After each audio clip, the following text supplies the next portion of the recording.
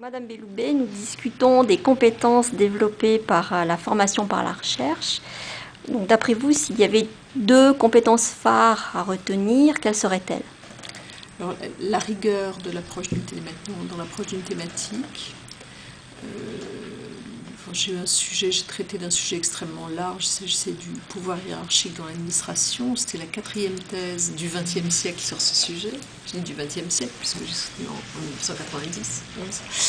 Et donc, énormément de données, et encore à l'époque il n'y avait pas Internet, mais enfin bon, énormément de données, énormément de jurisprudence, de textes juridiques, donc il a fallu que je puisse acquérir beaucoup de rigueur dans l'analyse, dans l'approche de différents thèmes que j'ai abordés.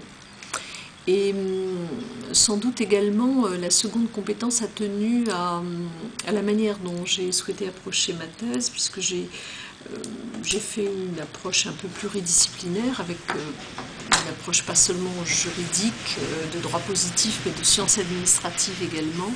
Et j'ai conduit beaucoup d'interviews, beaucoup d'entretiens avec des responsables de la haute fonction publique, pour savoir comment eux, ils approchaient le pouvoir hiérarchique, qu'est-ce que cela voulait dire pour eux.